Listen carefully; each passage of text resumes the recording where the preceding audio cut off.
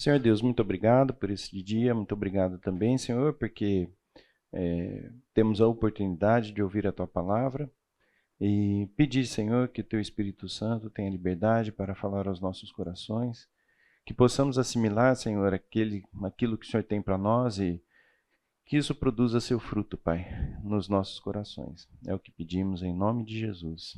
Amém.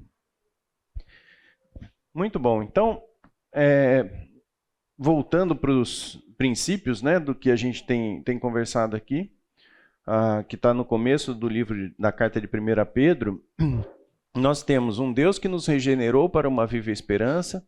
Essa herança ela está no céu, guardada pelo próprio Deus. Nós somos guardados pelo poder de Deus, e isso é uma promessa para nós. Também, tudo aquilo que nós passamos não é em vão. Então, ele garante para nós que, se necessário for, nós vamos passar por situações, e isso é importante para a nossa santificação. Uma vez que a fé é aprovada, ela é mais preciosa do que ouro, e isso traz para nós uma alegria indizível, né? Isso tem a ver com a salvação da nossa alma. Lembrando que a alma é a sede por Deus. Isso traz algumas aplicações, e essas 3 aplicações são que, com base nesses fundamentos, nós devemos cingir o nosso entendimento e esperar na graça. E isso de certa forma, são coisas que parecem contrárias, porque como é que eu vou agir e esperar ao mesmo tempo, né? Que significa para nós que o esforço é nosso, mas o mérito é de Deus, né? Não vos moldeis, então existe uma tendência nossa a nos moldarmos a este mundo, e aqui é um alerta para que a gente não faça isso, e sede santos porque eu sou santo, quer dizer a separação, né? Entre aquilo que nós somos em relação ao mundo. Então, 3 imagens para a gente lembrar dos conceitos. Cingindo o vosso entendimento, esperar inteiramente na graça. Não vos amoldeis e sede santos, porque eu sou santo. Só recordando aqui a estrutura do livro, que eu acho que também vale a pena, só para a gente poder ir retomando alguns conceitos que a gente já trabalhou, né? Então, nas primeiras aulas, nós trabalhamos a questão do temor e obediência. Na verdade, você só teme e só obedece quando você conhece. Você não vai obedecer alguém que você não conhece ou que você não teme. O segundo aspecto é que existe, dentro do livro da carta de 1 Pedro, uma instrução para o nosso crescimento em relação à salvação. E essa salvação não é livrar do inferno. É a nossa vida aqui, no dia a dia, como é que a gente pode atingir a santificação, que é um dos objetivos da carta, né? Nós falamos a respeito da razão da fé, que é estar preparado para explicar para as pessoas a razão da nossa fé, uma vez que o crescimento para a salvação produz em nós comportamentos que levam os ímpios a perguntarem qual é a razão da nossa fé.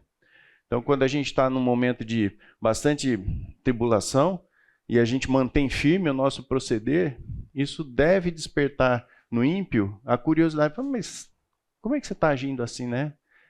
Situações mais comuns, o enterro, né? Você vai lá, as famílias estão obviamente chorosas e tudo, mas tranquilas, né? E o ímpio olha e fala assim: qual é a razão da sua fé? Por que você não está desesperado como eu estaria se estivesse no seu lugar? A questão da unidade da fé, a importância de nós, como cristãos, estarmos munidos de um mesmo pensamento. A prova da fé, então, Pedro nos alerta, né, de que nós devemos estar preparados para que a nossa fé seja aprovada, e essa prova de forma alguma é para o próprio Deus, mas é a prova da fé para nós mesmos, né, para que a gente possa ter consciência da fé que nós temos, e é Cristo quem nos desenvolve, que ele finaliza em 1 Pedro, mas ele continua por toda a carta de 2 Pedro, tá? E é o assunto principal no dia de hoje. Então, na semana passada nós falamos a respeito da prova da fé, e tem mais um trecho que eu gostaria que a gente terminasse, só para a gente completar o livro, tá certo?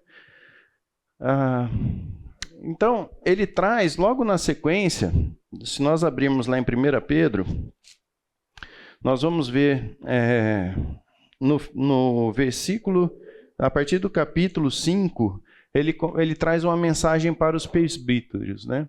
E é interessante porque ele vai tratar, na carta de 2 Pedro, a respeito dos falsos mestres. Então, é como se fosse uma preparação para aquilo que ele vai falar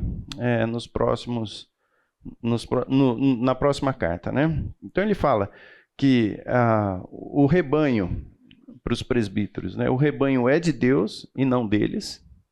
E quando você olha para algumas religiões, né, que existem hoje, existe um domínio, né, sobre o povo que está professando a fé que é muito intenso. E a gente tem contato com algumas pessoas que estão numa determinada denominação e, assim, essa questão do domínio, ela é muito presente. É temerário, sabe? E quando a gente olha do ponto de vista do devoto, se a gente pode chamar assim, né, são extremamente devotados, né? Então, em termos de doação de dinheiro, né? Então tem algumas reuniões que acontecem durante a semana e as pessoas não faltam e vão lá. E a gente percebe que é muito disso, sabe? Do presbítero ser o dono da igreja, sabe? E da vida das pessoas. E vai casar se o pastor não falar que a pessoa não casa. Coisas assim bem estranhas à palavra de Deus, bem estranhas ao evangelho, né? Então é um alerta, como se ele tivesse, né, prevendo o que deveria acontecer nos nossos tempos e talvez em outros tempos também, né? Então ele faz esse alerta. Ele fala a respeito do pastorear, né? Não por constrangimento, não como dominadores que vos foram confiados. E também ele fala espontaneamente, de boa vontade, tornando-se modelos. Que são princípios que a gente não vê, em especial, essa denominação especificamente, a gente não vê isso acontecendo. E uma das coisas que eu acho muito interessante quando ele fala a respeito dos presbíteros, fala a respeito de pastores e mestres,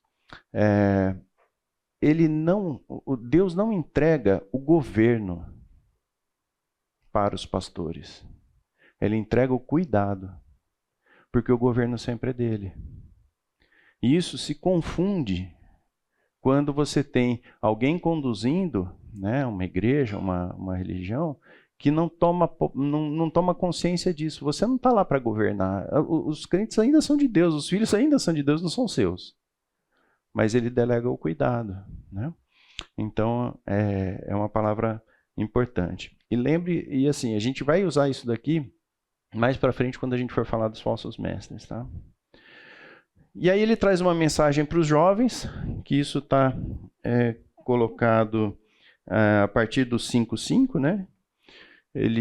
Para a gente ler rapidinho, ele fala assim: rogo igualmente aos jovens, sede submissos aos que são mais velhos, outros sim, no trato de uns com os outros. Cingi-vos todos de humildade, porque Deus resiste aos soberbos. Contudo, aos humildes concede a graça. É interessante que aqui, o aspecto que ele está falando de mais jovens aqui é o aspecto cronológico. É o mais novo respeitando o mais velho. Porque em outro momento da palavra, ele fala a respeito dos maduros, que tem a ver com a fé, que pode inclusive ter baixa idade, vamos dizer assim, mas são maduros. Aqui não. Aqui ele está falando de ordem cronológica. E é interessante porque ele está destacado dos outros que ele falou de humildade, né? Porque ele veio falando, lembra que a gente estudou? Então, olha, mulheres, né? Maridos. E ele deixou os jovens para o final, como se fosse uma conclusão. E isso traz para nós uma ideia muito interessante, porque é muito provável, a menos que você seja assim, o topo da pirâmide, que você vai ter alguém mais velho que você, né? A menos que você seja o ancião mor, né? Então, a ideia que ele reforça no final do livro é o seguinte: sejam submissos uns aos outros, né? E isso é muito interessante. Ele encerra a carta falando a respeito disso, né? Tanto é que ele fala, né? Cingi-vos todos da humildade, né? Vamos abrir em Efésios Efésios 21. Não marquei o versículo. Depois eu pego o versículo e dou um jeito de comunicar a vocês. Vamos caminhar, porque hoje a gente tem muito assunto. Uma mensagem que Calvino traz para nós, quando ele fala especificamente desse trecho da segunda carta, ele fala assim: nada é mais adverso à disposição do homem do que a sujeição. Pois antigamente se dizia, com toda a verdade, que cada um tem o seu íntimo a alma de um rei. O desejo que nós temos de tomar conta da nossa própria vida e a partir daí poder influenciar o nosso meio, ele é muito presente. Se você for pensar na origem, na queda, né, o que chamou a atenção de Eva? Que como Deus sereis conhecedores do bem e do mal. Então, na origem do pecado, a gente percebe que existe essa tensão de querer controlar as coisas, né? Então, submeter-se é algo que não é natural para o ser humano de uma forma geral, né? É um aprendizado constante e por isso que ele reforça isso com tanta intensidade, né? Ele traz um texto bastante forte, né? Que ele traz que Deus resiste aos soberbos, mas concede graça aos humildes. E esse resiste aqui é como se nós tivéssemos Deus contra nós, resistindo a nós mesmos, né? Quem daqui gostaria de ter Deus como inimigo? Acho que ninguém, né? E aí ele fala a respeito de humildade. Humildade, ela tem uma característica especial, mas como que a gente pode definir, né? O que é ser humilde? Né? Até porque imagino eu que a gente tem algumas graduações aí em relação à humildade. Mas humildade é esvaziar-se de toda confiança em seu próprio poder, sabedoria e justiça, e buscar todo o bem exclusivamente em Deus. Quando você fala de abrir mão de poder, sabedoria e justiça, você está sendo humilde. Eu posso, mas eu devo me vingar. Existem situações em que você até pode se vingar. Você tem condições para isso, né? Mas eu devo? Não. Tem situações em que você se considera sábio em determinados assuntos. Mas eu devo me apoiar exclusivamente na minha sabedoria, né? E tem situações em que você tem certeza de que você está sendo justo.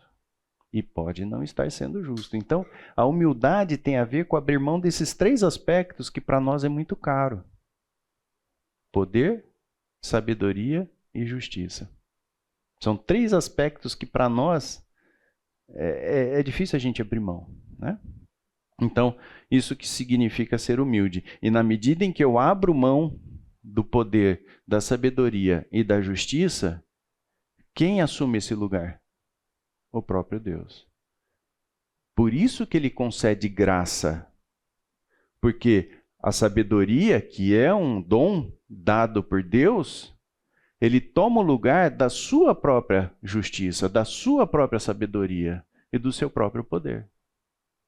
Então, ele resiste aos soberbos, mas concede graça aos humildes. Quando você substitui a sua própria percepção, desses três elementos que são importantes para nós, e passa a usufruir daquilo que Deus tem para nós, né? Então, isso que é a humildade. E o que nos cabe, né? Quando a gente fala a respeito desse relacionamento com Deus. Humilhai-vos, portanto, lançai sobre ele toda a ansiedade, na medida em que eu abro mão do poder, da sabedoria e da justiça, é natural que isso gere em nós uma certa ansiedade. Fala assim, puxa, mas será que Deus vai mesmo, né, tomar o lugar e tomar a frente? E aí o que ele fala? Toda essa ansiedade que eventualmente você pode estar sentindo, que você deve depositar aonde? No próprio Deus. Né? Ser sóbrio e ser vigilante. que também tem a ver com a questão dos falsos mestres que ele vai tratar na segunda carta. Então, não é simplesmente você abrir mão e alienar, percebe? Não é você abrir mão naquele sentido de falar assim, bom, dar de ombros, né? Ah, tô nem aí. Sofri tal coisa aqui, tô nem aí. Não é isso. É ser sóbrio, ser vigilante, olhar para toda aquela situação e colocar como filtro o próprio Deus, a palavra de Deus, para enxergar aquela situação de uma perspectiva correta. Isso é ser sóbrio, é não deixar a vida ficar no piloto automático. Mas você fala assim, não, eu estou entendendo, estou sofrendo esse mal, mas eu sei quem é por mim. Percebe? Não é simplesmente a gente ignorar o que está acontecendo, né? Se alienar dos fatos. Não, é tomar consciência. Mas ao mesmo tempo que eu tomo consciência, eu entrego voluntariamente para quem pode de fato cuidar daquilo que está acontecendo, né? E vigilante. Vigilante por quê? Quando a gente fala a respeito de falsos mestres, quando a gente fala a respeito de ensinos, que são ensinos contrários à palavra de Deus, mas são muito bem aceitos do ponto de vista humano, a gente não está falando de coisas assim radicalmente contrárias a Deus. Ao contrário, são sutilmente contrárias a Deus. E a nossa mente, por ter toda uma questão de raciocínio, de sabedoria humana, embarca em algumas roubadas de maneira muito fácil, sem perceber, né? Então o vigilante tem a ver com isso. O tempo todo a gente está acessando o conhecimento de Deus e colocando à prova aquilo que a gente está ouvindo e que nos agrada, né? Não sei se vocês já viram aquela expressão que fala assim, ó, você pôs na boca e é gostoso, gospe porque vai engordar, né? Se aquele conhecimento está sendo muito saboroso para você, né, em função da natureza, coloca os olhos dobrados naquilo, porque é possível que aquilo tenha muito mais a ver com o teu coração do que com a palavra de Deus. Isso é ser vigilante, sabe? O tempo todo está acessando os princípios e testando, né? Dá trabalho? Claro que dá. Por isso que a gente precisa cingir o nosso entendimento, precisa estudar para que a gente tenha sensibilidade em relação a isso, né? É interessante quando você conversa com pessoas que são especializadas em determinados assuntos e você vê que o grau de sensibilidade dele em relação àquele assunto é muito maior. Se você pega, por exemplo, um médico, né? Quando ele olha o paciente e ele já tem experiências com isso, aquele olhar dele traz diagnósticos que a gente pode ficar a vida inteira olhando a pessoa que nunca vai chegar na conclusão que ele chegou. Então, isso é cingir o entendimento, é desenvolver sensibilidade para quando alguma coisa que é dita incomode a gente a tal ponto, da gente falar assim, não, né, isso acho que tem alguma coisa que está errada com os princípios que eu tenho na palavra de Deus.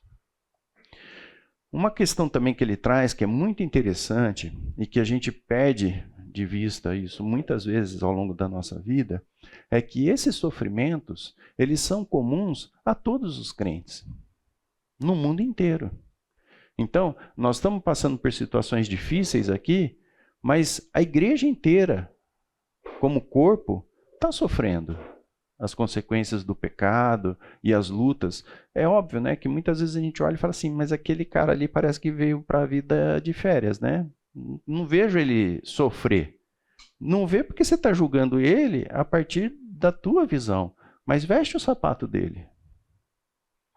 Às vezes a gente pode, né, ter essa tendência de querer falar, mas se eu estivesse no lugar dele, eu faria isso, eu faria aquilo.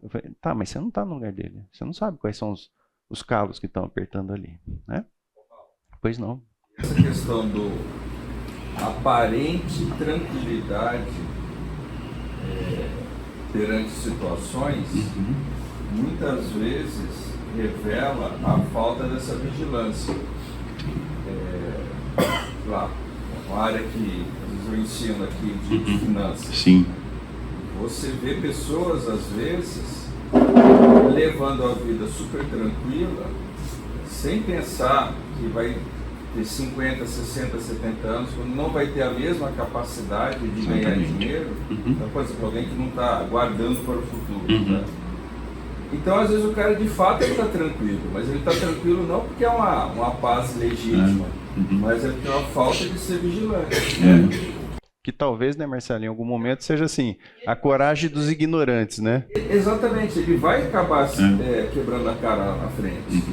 Exato. Então é uma paz ilusória, digamos assim. E é isso, né? Eles com cuidado de filhos também. Sim. Ah, não, cara, eu tô super tranquilo, cara. Mas não está investindo, né, muitas vezes. E tem muitas coisas, né, que a gente planta e que vai colher lá na frente. O detalhe é que quando você planta, é uma semente, né? Lá na frente é uma árvore. Então você vai ter que lidar com questões que são muito mais profundas, né? Tem raiz e tudo para lidar. Então, de fato, isso é uma grande verdade. E onde que está o fiel da balança? Está na palavra de Deus. E olha, a palavra de Deus ela é tão inesgotável que, por mais que você estude, pode acreditar, você nunca vai chegar no limite do conhecimento e da sabedoria que a palavra de Deus disponibiliza para você. Né? Então, é assim, é inesgotável. Né? Quanto mais você estuda, mais você vê o quanto você não sabe. Essa que é a verdade, né? E é um privilégio isso. Um privilégio muito grande estar com a palavra de Deus. Pois não, senhor. A questão é que você, às vezes, aí lê versículos que você já leu outro dia, e fala, pô, já li isso aí, mas aplica todo dia, porque você cai no pecado de não estar abundantemente nesses versículos que você já leu outro dia. Sim. E você viu naquela vez, vai servir hoje também. Não é porque você já leu lá que não vai servir. E tem algumas coisas, Luciano, não sei se já aconteceu com você, comigo acontece direto, que você lê o versículo, você aprende algumas coisas, né? Aí passa um tempo, você vai rever aquilo que você estudou e você tem uma percepção totalmente nova em relação àquele versículo. Por quê? Porque, embora a palavra seja a mesma, mas você não é o mesmo. Então, a tua capacidade de olhar para um texto e desfrutar daquele texto de maneira mais intensa, ela aumenta na medida em que você vive as experiências com o próprio Deus. E isso é uma graça de Deus. Por que a gente tem que esperar na graça? Porque isso não é mérito de quem está estudando. Mas o esforço, sim. E na medida em que a gente vai estudando, a gente vai conhecendo com mais profundidade. E isso se fecha na santificação. Né? Quanto mais a gente estuda, mais a gente é abençoado. E aí a gente entra no próximo assunto, olhando para esse aspecto de que Jesus é quem nos desenvolve. Né? Ele é o modelo para nós. E ele participa de maneira pessoal. Isso é uma coisa que muitas vezes a gente perde essa perspectiva, né, de que Jesus está envolvido pessoalmente no nosso desenvolvimento. Né? Olha só o que Pedro fala no final do livro. Né? Deixa eu só pegar aqui o texto certinho.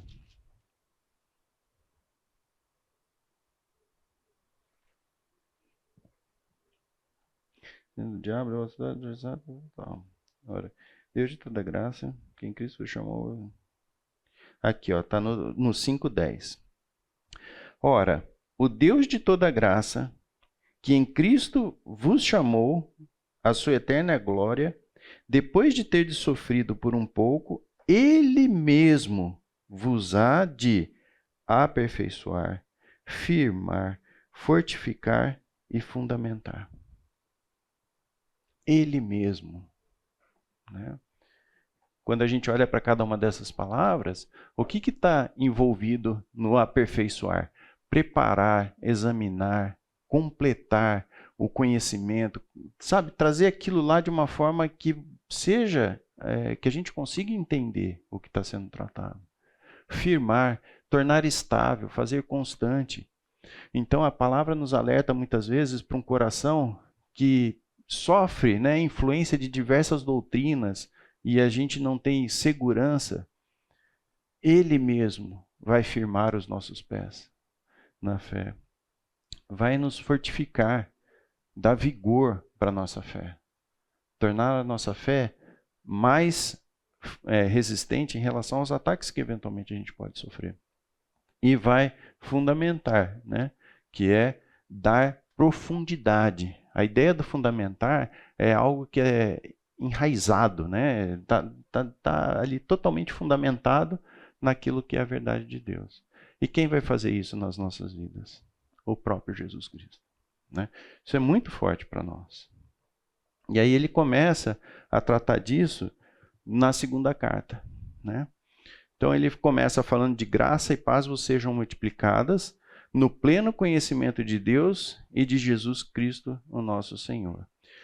Quando ele faz esse cumprimento, o que acontece é o seguinte, né? Através do pleno conhecimento do Senhor, de Deus e do Senhor Jesus Cristo, nós temos a graça e a paz multiplicada.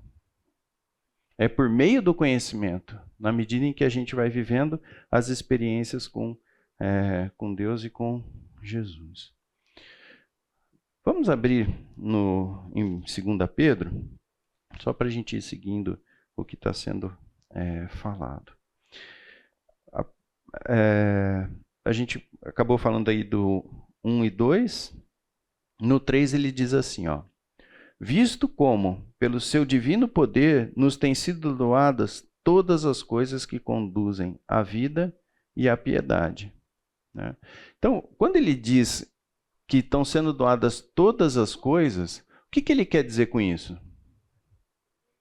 O que Pedro quer dizer quando ele fala assim, ó, para que você chegue à vida e à piedade, estão sendo doadas todas as coisas? O que ele quer dizer com todas? O que é o todas? É o todas, né? Falta alguma coisa? No grego, é todo. É tudo, gente. E sabe qual é o aspecto importante disso para nós? É que muitas vezes, diante de determinadas circunstâncias, a gente tem medo, né? De enfrentar determinadas situações. Mas o fato de eu saber que ali estão presentes todas as coisas, dá a certeza de que nós temos condições de enfrentar qualquer situação. Por mais que ela possa parecer para nós amedrontadora. Mas nós temos condições, porque a gente tem acesso a todas essas coisas. Né? E isso é dado pelo poder divino de Deus. Deixa eu só ver minha cola aqui, se eu tenho alguma coisa aqui. Uma das coisas que a gente tem visto e que traz para a gente um alerta, né?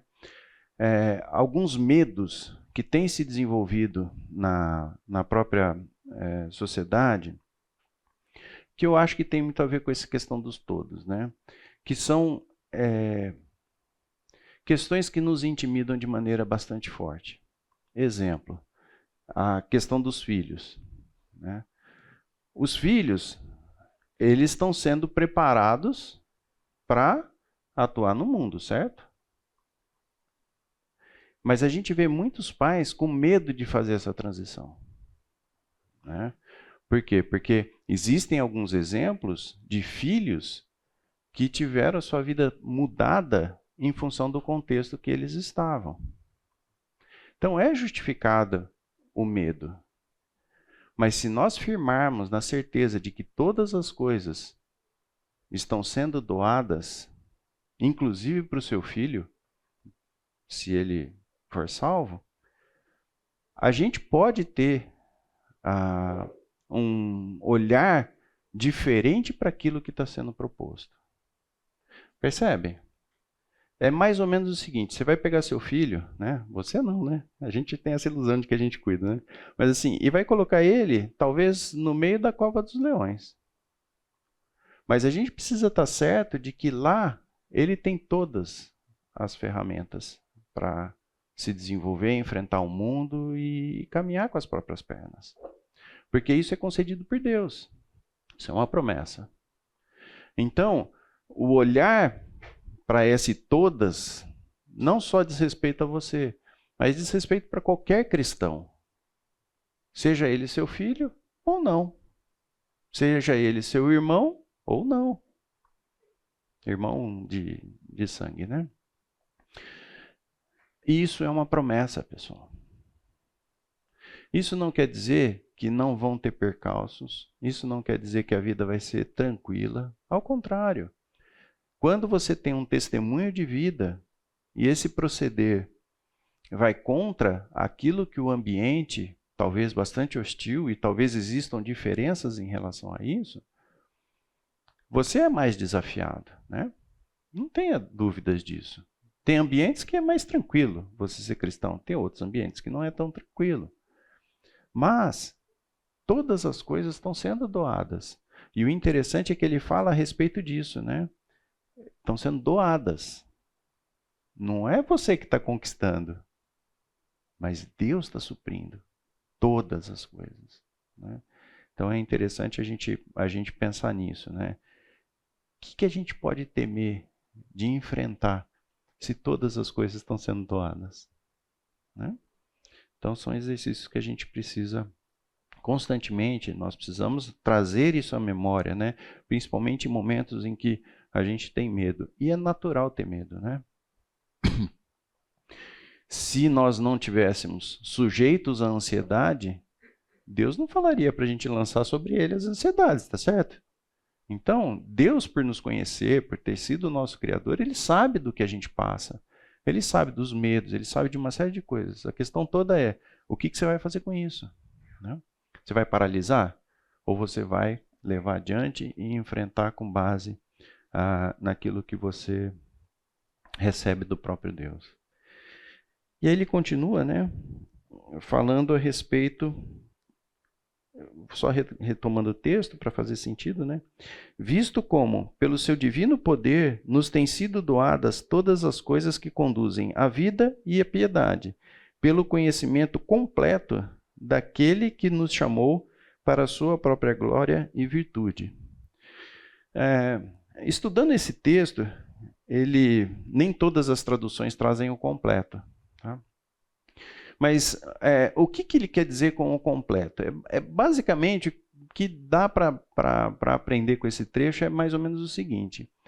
Imagina que você tem um tanque lá de combustível, tá certo? E ele está completo. Só que na medida em que você vive as experiências com Deus e você vai obedecendo, o que acontece é que o tanque aumenta. O tanque não é limitado. E ainda que ele expanda, ele ainda vai estar completo. Percebe? Então, a questão toda não é que você tem um tanque pequenininho lá, sei lá, de que tamanho for, ele está cheio e acabou, está ali, está estático. Não.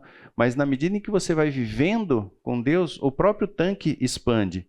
E aí você passa a ter mais combustível para você poder queimar na sua vida. Então, é aqui quando ele fala a respeito do conhecimento completo. E lembre que, assim, né, o que ele está defendendo aqui é o conhecimento, não é? Lembra que ele fala, cingiu o vosso entendimento lá no começo da primeira carta? Então, é importante a gente perceber que o tempo todo, para que a nossa vida, no dia a dia, seja uma vida santa, uma vida que caminhe para aquilo que Deus tem para nós, o conhecimento ele é fundamental. Ele baseia muito do que a gente vive no conhecimento. E que não é sem esforço. É graça, mas não é sem esforço. Tá certo? Nos têm sido doadas todas as promessas, não só o conhecimento, né, não só todas as ferramentas, mas também as promessas que são feitas para cada um de nós. Isso está logo na sequência. Né? Ele fala, né, para a sua própria glória e virtude, pelas quais nos têm sido doadas as suas preciosas e muito grandes promessas, para que por ela vos torneis coparticipantes da natureza divina. Então, quando ele fala aqui das promessas, ele fala que são preciosas e são muito grandes. Né? Nós sabemos quais são as promessas? Oi? Não entendi. Mas sabe que ele nos dá, mas a gente não tem ideia lá na frente. Na verdade, assim, né, Luciano? A gente pode basear nas promessas que estão na Bíblia, né? A gente crava alguma coisa, mas pode mudar de uma hora para Planejamento, estou confundindo promessa com planejamento. Não, e assim, ó, eu acho que esse ponto é importante. Quando ele fala, por exemplo, no começo da primeira carta, que ele fala, se necessário, né, que nós somos guardados pelo poder de Deus, isso são promessas que estão sendo feitas, tá certo? Então, conhecer essas promessas traz para nós uma condição de fé. Porque a fé, conforme a gente vê em Romanos 12, não é simplesmente não é pensamento positivo, né? Se Deus quiser vai dar tudo certo. Não é isso. Fé é exercitar diariamente a confiança no próprio Deus. E para que eu possa confiar, conforme a gente viu, que é o temor e a obediência, eu só confio naquilo que eu conheço. No que eu não conheço, eu não vou confiar. Eu não vou temer. Por mais que isso possa ser um exercício assim de autoconvencimento, sabe assim? Eu não conheço, tá, mas pô, o pessoal está falando aqui que é legal, vou ter fé, né? Isso é pensamento positivo, sei lá o que é isso. E uma coisa interessante, que a Bíblia deixa registrado várias situações em que houve obediência a partir da fé. E eu queria que a gente abrisse nesse exemplo, que é um exemplo bastante conhecido, que está em Gênesis 22, a partir do versículo 1. Não é só 1 e 2, não. Vamos abrir lá?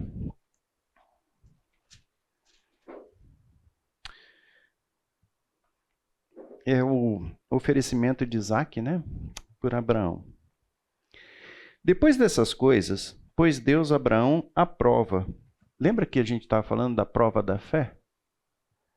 Deus sabia da fé de Abraão ou não? Sabia ou não? Sim. Então por que ele está pondo Abraão à prova? Quem que não sabia da sua própria fé? Abraão. É que nem Jó. Então, o primeiro ponto é o seguinte, se Abraão foi testado na fé, se Jó foi testado na fé, por que nós não seremos? Né? Olha só que interessante o texto, né? Depois dessas coisas, pôs Deus Abraão à prova, e lhe disse, Abraão, esse lhes respondeu, eis-me aqui. Acrescentou Deus, toma teu filho, teu único filho Isaque, a quem amas, e vai-te à terra de Moriá, oferecendo-o ali em holocausto sobre um dos montes que eu te mostrarei. Primeiro, Isaque era o único filho de Abraão? Não. Por que é que ele fala teu único filho?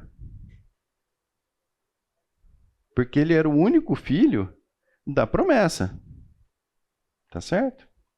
Para ele não ter dúvida, porque você fala assim, ô Abraão, pega um dos teus filhos e sacrifica lá no monte. Não ia ser Isaque, concorda? Não ia ser Isaque, né? E aí ele leva lá. Olha a resposta de Abraão, né? Levantou-se, pois, olha que interessante, primeira coisa, percebe a ação? Levantou-se, pois, não teve enrolação, né? Pois Abraão, de madrugada, e tendo preparado seu jumento, tomou consigo 2 de seus servos e a Isaque, seu filho. Rachou lenha para o holocausto e foi para o lugar que Deus lhe havia indicado. Ao terceiro dia, erguendo Abraão os olhos, viu o lugar de longe. Então disse aos seus servos, esperai aqui com o jumento, eu e o rapaz iremos até lá, e havendo adorado, voltaremos para junto de vós. Uai, como voltaremos? Eu não ia sacrificar Isaque lá? Como que ele está falando que ele e Isaque vão voltar se ele vai sacrificar Isaque lá? Aonde que Abraão está depositando a sua fé? Na promessa. Eu não sei o que Deus vai fazer. Eu sei o seguinte, se ele é o filho da promessa, e Deus já tinha dito objetivamente que era o filho da promessa, eu posso ir lá e sacrificar, porque Deus vai dar um jeito. Percebe? Então, quando a gente fala a respeito da confiança nas promessas, que são muito grandes e muito preciosas, a gente precisa conhecer essas promessas para que a gente tenha esse tipo de postura diante das situações da vida. Quantas situações a gente tem na vida que, do ponto de vista humano, Deus pede para que a gente obedeça e não faz o menor sentido? Verdade ou não é? Nós tivemos uma reflexão muito interessante essa semana a respeito de orar pelos seus inimigos. Faz sentido isso, gente? A não ser que seja que nem o André, que eu acho que eu já contei na coinonia, não sei se eu contei aqui, né? Nós temos um amigo, o filho dele chama André, e ele estava trabalhando justamente esse texto, né? Orai pelos seus inimigos. E aí o pai dele, você precisa orar pelos seus inimigos, né? E aí ele começou a oração e tal, e nada de falar da fulaninha lá, que eu não lembro mais o nome. E tal, não sei o que e tal. Aí chegou no final da oração e ele falou assim, bom, e com a fulana o senhor faz o que o senhor bem entender. Orou por ela, né? Então, assim, do ponto de vista humano, faz sentido a gente amar o nosso inimigo? Faz sentido? Faz sentido a gente orar pelos nossos inimigos? Não. Mas esse é o seu Isaque sacrificado. Porque o texto fala que Abraão, no seu coração, sacrificou Isaque. Ele foi até o fim. Qual é o Isaque que Deus tem pedido para nós, para que a gente sacrifique? Você já sacrificou seu Isaque essa semana? Né? O que significa isso? Apesar do contexto mostrar para mim que aquilo não faz o menor sentido, eu vou fazer isso em obediência ao meu Deus. E a cada dia nós temos que sacrificar alguns Isaques por aí, não tem? Obedecer, apesar de para nós, no nosso ponto de vista, não fazer o menor sentido. Mas porque Deus pede, eu sacrifico o meu Isaque. Não é? Vamos para o intervalo? O texto continua lá em 2 Pedro.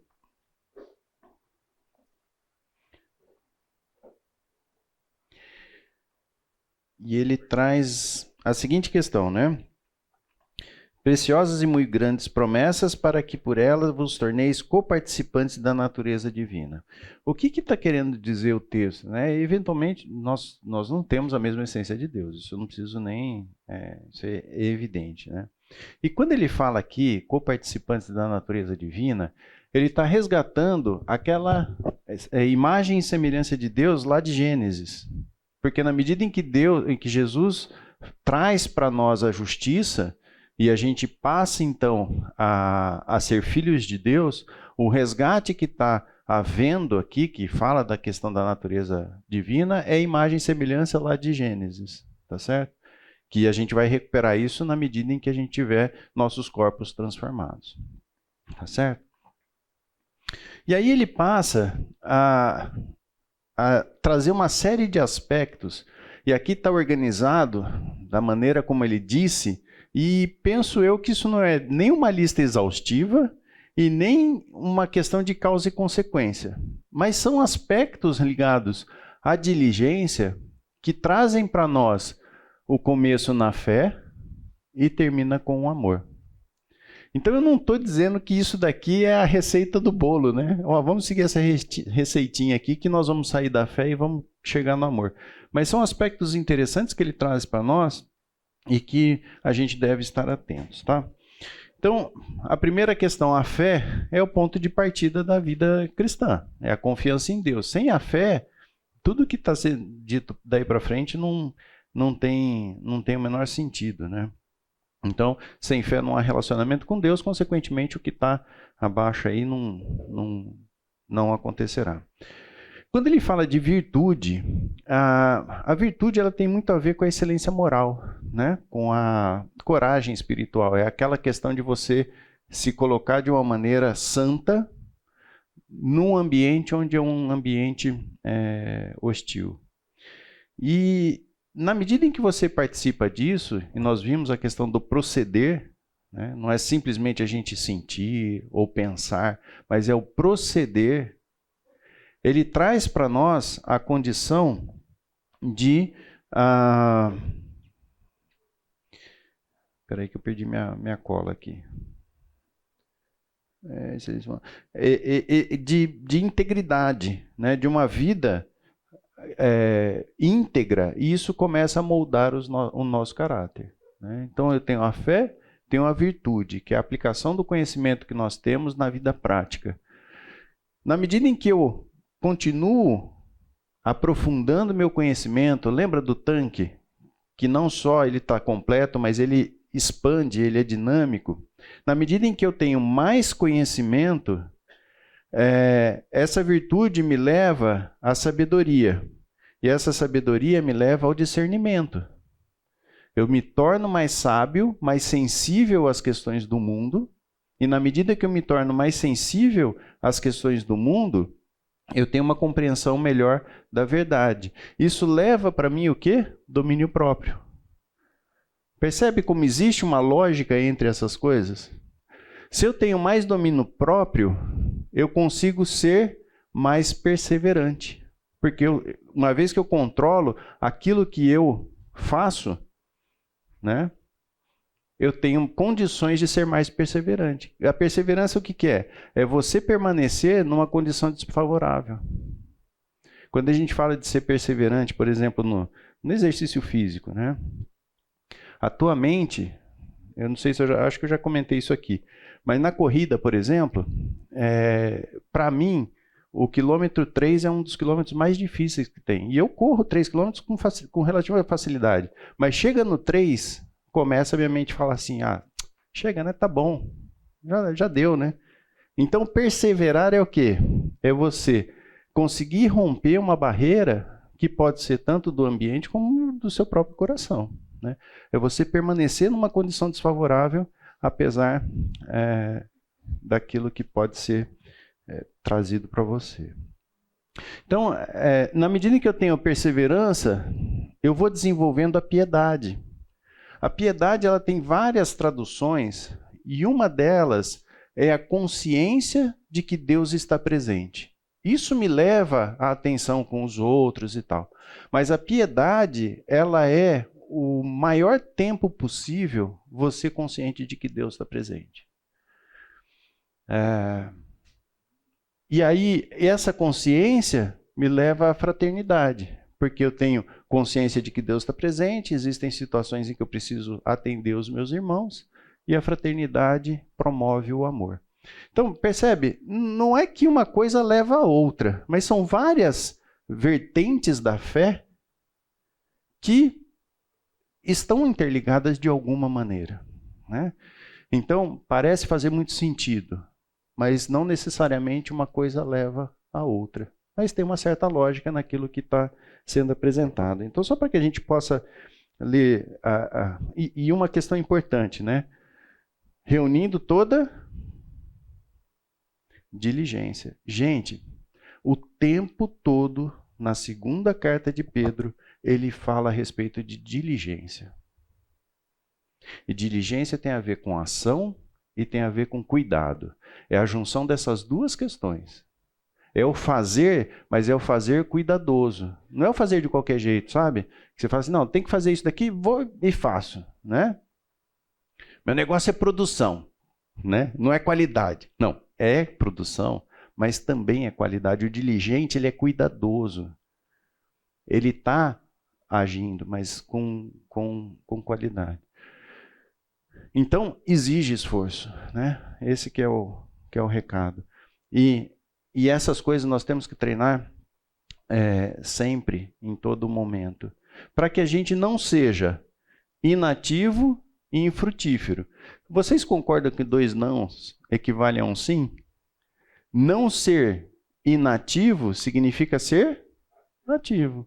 Não ser infrutuoso significa ser frutífero, né? Então, é nisso que a carta está dizendo, né? A gente precisa ter toda essa questão aqui, ser diligente em todos esses aspectos, para que a gente seja frutífero e ativo, né? No pleno conhecimento do nosso Senhor Jesus Cristo.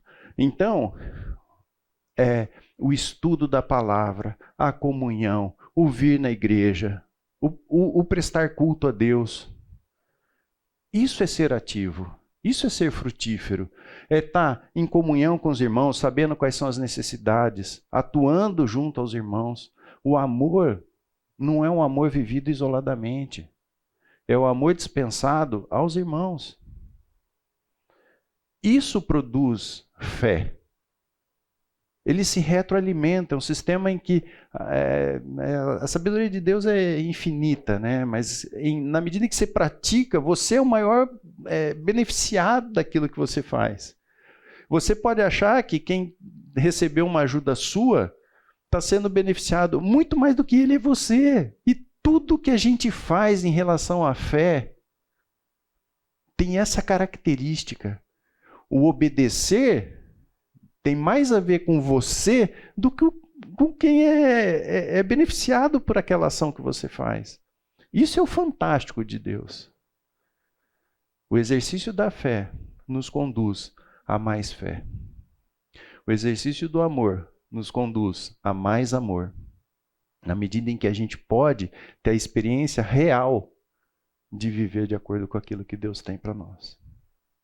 E isso é maravilhoso e é infindável. E aí ele fala aqui, ixi, a bateria está acabando? Achei que estava. Deixa eu pôr aqui. Hã? Vou por aqui, ó, Marcelo. Direto na fonte. Foi. E aí ele fala na sequência do texto, né, ele vem falando a respeito de todas essas questões. E aí ele fala no final aqui, né? Ele fala da diligência, confirmar a vossa vocação, eleição, quando proceder, tal.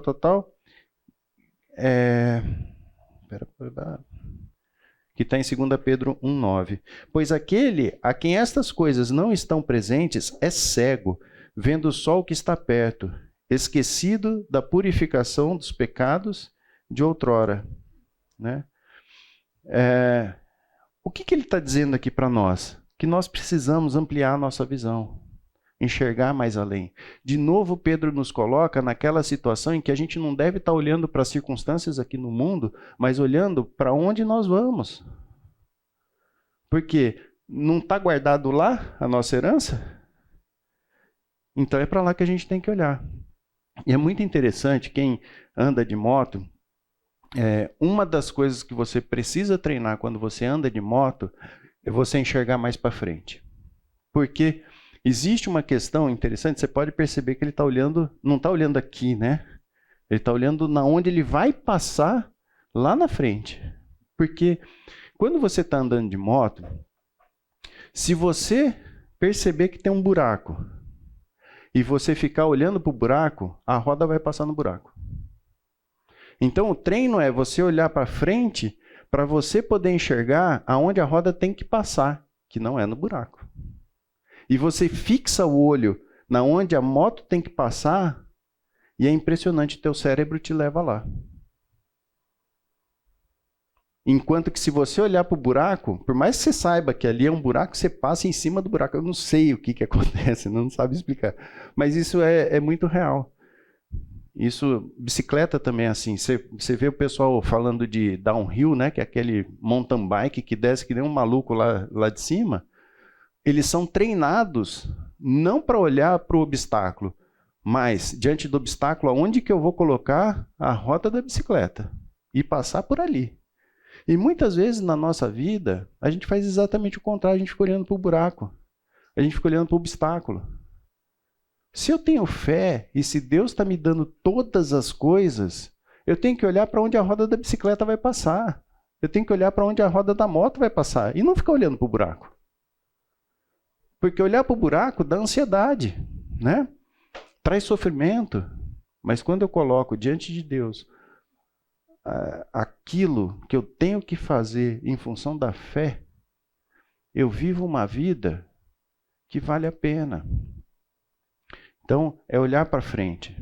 E aí ele fala, né, que serão amplamente supridas a nossa entrada no eterno. Será amplamente suprida a entrada no reino eterno do nosso Senhor Jesus Cristo. Do que ele está falando aqui? Do galardão, da herança. Né? Se nós abrirmos lá em 1 Coríntios 3,15, vamos abrir lá, para que a gente possa só trazer esse conceito. 1 Coríntios 3,15. Se alguém achou, puder ler.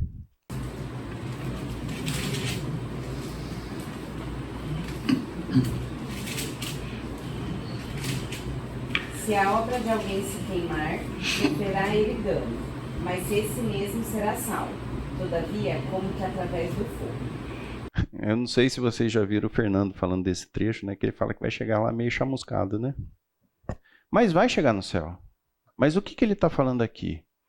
Que na medida em que a gente produz a obra, essa obra vai ser testada pelo fogo. E quando ele fala de ser amplamente suprida a entrada no reino eterno do nosso Senhor Jesus Cristo, ele está dizendo justamente disso, de que foram realizadas várias obras e foram testadas pelo fogo e ainda assim foram consideradas válidas. É o contrário do que o texto está falando para nós, né? Então, é nesse sentido que a gente está falando e que tem muito a ver com a santificação. A santificação não é livrar a alma do inferno. Nós somos salvos única e exclusivamente pela fé na obra redentora de Cristo. Só. Mas a santificação nos torna capazes de entrar no reino de Deus amplamente supridos, com várias obras, né?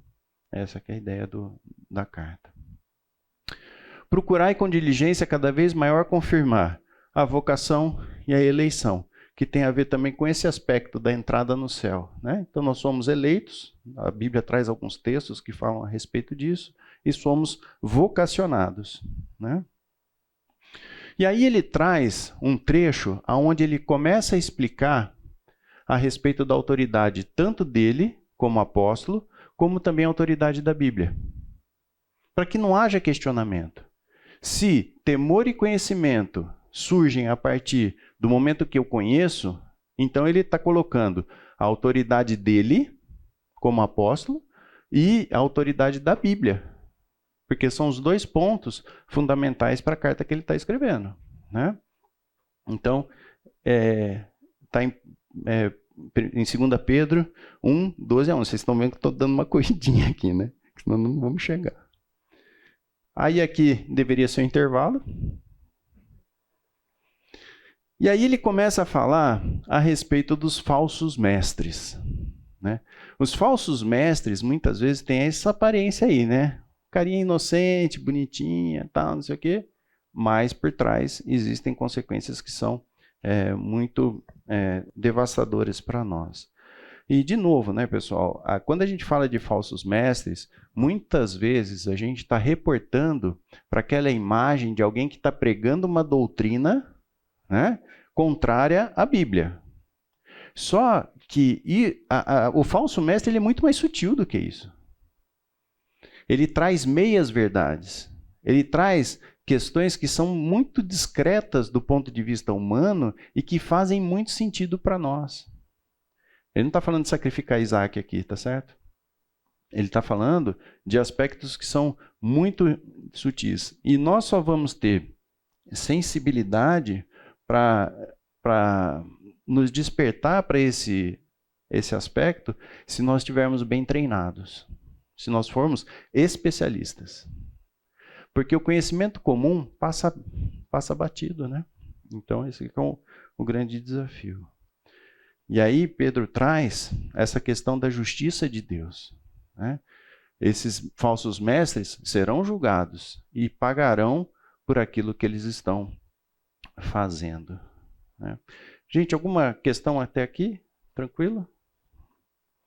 Então, vamos em frente. E aí ele fala, vamos ler o texto que eu acho que é importante a gente ver isso. 2 Pedro 2, do 13b até o versículo 22.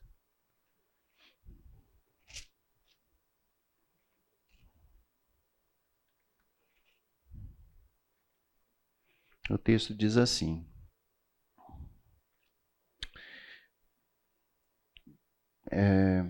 recebendo a injustiça por salário da injustiça que praticam, considerando como prazer a sua luxúria carnal em pleno dia, quais nódoas e deformidades, eles se regalam em suas próprias mistificações, enquanto banqueteiam junto convosco, tendo os olhos cheios de adultério e saciáveis no pecado, engordando almas inconstantes, tendo o coração exercitado na avareza, filhos malditos.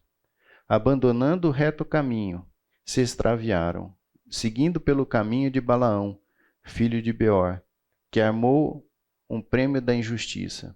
Recebeu, porém, castigo da sua própria transgressão, a saber, um mudo animal de carga, falando com voz humana, refreou a insensatez do profeta.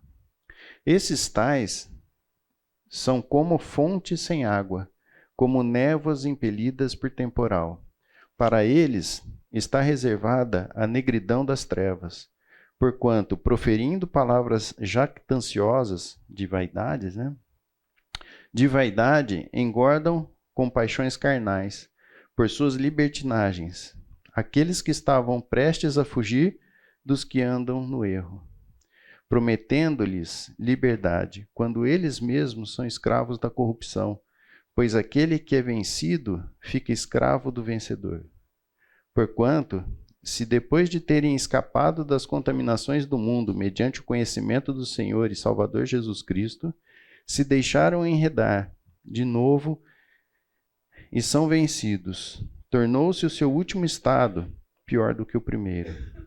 Pois melhor lhes seria nunca tivessem conhecido o caminho da justiça, do que, após conhecê-lo, voltarem para trás, apartando-se do santo mandamento que lhe fora dado. Com eles aconteceu o que diz certo adágio verdadeiro: o cão voltou ao seu próprio vômito, e a porca lavada voltou a revolver-se no lamaçal. Então é um trecho difícil, porque a gente fala assim, puxa vida, mas será que nunca foi crente? Ou será que foi crente e se desviou? E existem comentários que defendem uma linha, existem comentários que defendem a outra. De qualquer forma, o que nos alerta essa passagem? De que é possível que mesmo que a gente se converta, a gente ainda continue um crente carnal. Então, a ideia é que isso sirva para nós como um alerta, porque muitas vezes nós somos indisciplinados e a gente não traz para a nossa vida as práticas que nós deveríamos trazer para que a gente possa ter o nosso pé firmado na fé. Então, é importante que a gente considere isso. Vamos abrir em 1 Coríntios 3, de 1 a 3. Aqui tem um outro exemplo, num outro contexto, mas caminha na mesma direção. 1 Coríntios 3, de 1 a 13. De 1 a 3, desculpa. Eu, porém, irmãos, não vos pude falar como a espirituais, e sim como a carnais, como a crianças em Cristo. Leite vos dei a beber, não vos dei alimento sólido, porque ainda não podeis suportá-lo. Nem ainda agora podeis, porque ainda sois carnais. Porquanto, havendo entre vós ciúmes e contendas, não é assim que sois carnais e andais segundo os homens? Então, a gente percebe que Paulo também faz um alerta em relação a cristãos que não estão desenvolvendo a sua fé, a santificação. Então, para que a gente fique isso como um alerta. E caminhando para o final do livro, quando a gente olha lá em 2 Pedro 3, 1, 7,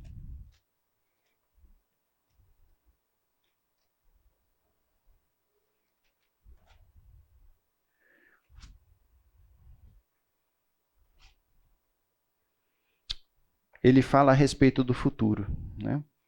Amados, esta é agora a segunda epístola que vos escrevo. Em ambas procuro despertar com lembrança a vossa mente esclarecida, para que vos recordeis das palavras que anteriormente foram ditas pelos santos profetas, bem como do mandamento do Senhor e Salvador ensinado pelos vossos apóstolos. Tendo em conta, antes de tudo, que nos últimos dias virão escarnecedores com os seus escárnios, andando segundo suas próprias paixões e dizendo: Onde está a promessa da sua vinda? Porque desde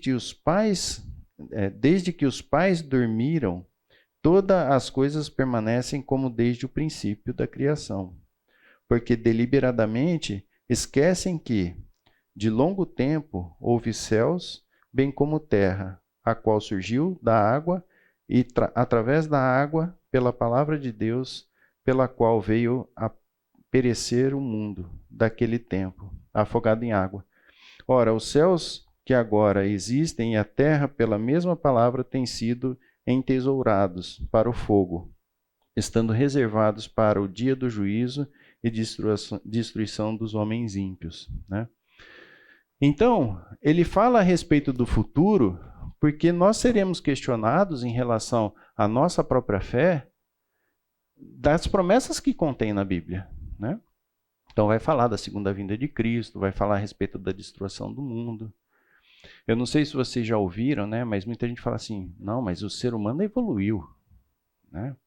Não, a sociedade está hoje muito melhor do que era no passado. Será? Né? O homem continua o mesmo, né? Então, que evolução que é essa, né? Tecnologia, talvez. Hoje a gente tem acesso a mais coisas. E a gente tem que tratar a humanidade de uma forma geral. A gente está numa situação muito confortável aqui em Campinas, né? Mas ao redor do mundo, não, né? Então nós temos que estar atentos a isso. E existe uma demora aparente, né, dessa questão relacionada às promessas. Está no capítulo 3, a partir do versículo 8. Há, todavia, uma coisa, amados, que não deveis esquecer, que para o Senhor um dia é como 1000 anos, e 1000 anos como um dia. Não retarda o Senhor a sua promessa, como alguns a julgam demorada. Pelo contrário, ele é longânimo para convosco, não querendo que nenhum pereça, senão que todos cheguem ao arrependimento. Então, essa aparente demora é única e exclusivamente em função da longanimidade de Deus. Para ele, 1000 anos são como um dia, e um dia são como 1000 anos. A eternidade, não existe esse conceito de tempo, né? Tempo é uma coisa muito nossa aqui, né? Tá certo? E aí ele fala a respeito da destruição do mundo, que está a partir do 3:10. Virá, entretanto, como um ladrão o dia do Senhor, no qual os céus passarão com estrepitoso estrondo e os elementos se desfarão abrasados. Também a terra e as obras que nela existem serão atingidas. Visto que todas essas coisas hão de ser assim desfeitas, deveis ser tais como os que vivem em santo procedimento e piedade, esperando e apressando a vinda do dia de Deus, por causa do qual os céus incendiados serão desfeitos e os elementos abrasados se derreterão. Nós, porém, segundo a sua promessa, esperamos novos céus e nova terra, nos quais habita a justiça. Então, o mundo, isso que a gente está vendo aqui, vai ser destruído. Nós temos que olhar para novos céus e nova terra. É lá que está o nosso tesouro, né? E muitas vezes a gente se entretém com as questões desse mundo como se isso de fato fosse o que realmente importa. E aqui eu só queria fazer uma ressalva. Não é que a gente deve se alienar, né? Se eu não estou enganado, acho que foi Spurgeon que falou que todo crente deveria ter a Bíblia na mão direita e o jornal na mão esquerda. A gente não pode dissociar a nossa fé daquilo que está acontecendo aqui. Se não fosse assim, Pedro não nos alertaria para o preparo que nós precisamos ter para viver no contexto em que a gente vive. Então, de forma alguma é se alienar. Mas uma coisa é você se alienar. Outra coisa é passar a enxergar a vida restrita a esse mundo. O que ele está dizendo aqui na carta é que a gente deve olhar para frente, olhar para o futuro e ir pilotando a nossa vida aqui com base nos princípios, mas olhando para lá, né, em direção ao alvo. Isso para nós é um desafio. Aprender a lidar com isso é um desafio. Pois não.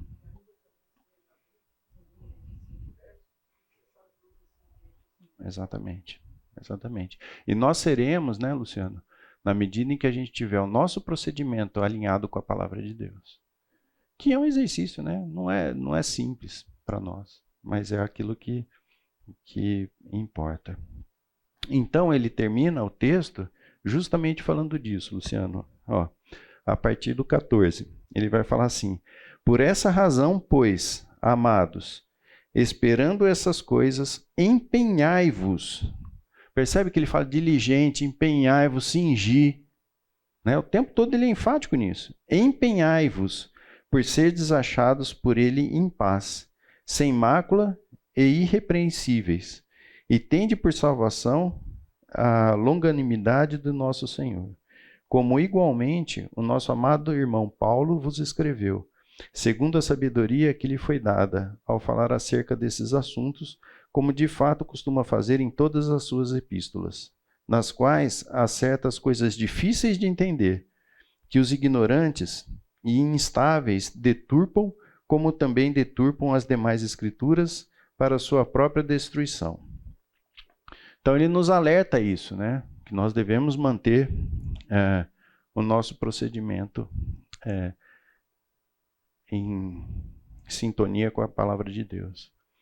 E para que a gente possa terminar, ele nos instrui, né? Vós, pois, amados, prevenidos como estáis de antemão, acautelai-vos. Não suceda que, arrastados pelo erro desses insubordinados, descaiais a vossa própria firmeza. Antes, crescei na graça e no conhecimento do nosso Senhor e Salvador Jesus Cristo. A Ele seja a glória, tanto agora como no dia eterno. Ele termina a segunda carta falando a respeito de conhecimento do nosso Senhor Jesus Cristo.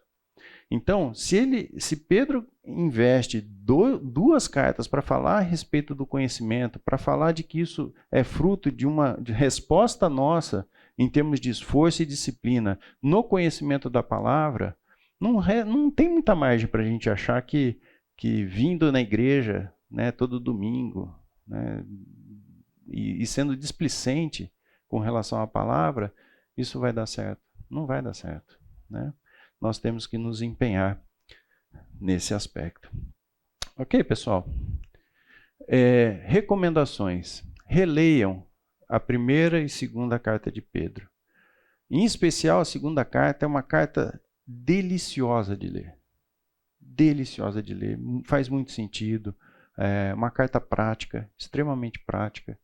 E, enfim, que a gente possa desfrutar dessa mensagem, né? Vamos orar para a gente encerrar? Senhor Deus, muito obrigado, Pai, pela Tua palavra, obrigado pela vida de Pedro, pela inspiração do Espírito Santo que nos escreve coisas santas, Senhor, vindas do Senhor, que o nosso coração, Senhor, esteja absolutamente aberto a aprender mais do Senhor. Que possamos praticar, Senhor, aquilo que o Senhor nos ensina diariamente. Que possamos aprender, Senhor, a sacrificar os nossos Isaques. E que, acima de tudo, possamos ser obedientes a Ti, Senhor. Desenvolve no nosso coração o temor e a obediência, Senhor. Porque sabemos que esse é o melhor caminho. Que possamos depositar no Senhor toda a nossa ansiedade. Ajuda-nos, Senhor, a vivermos o dia a dia do crente de maneira digna. Que nosso proceder, Senhor, possa ser alinhado com a Tua palavra. É o que pedimos em nome de Jesus. Amém.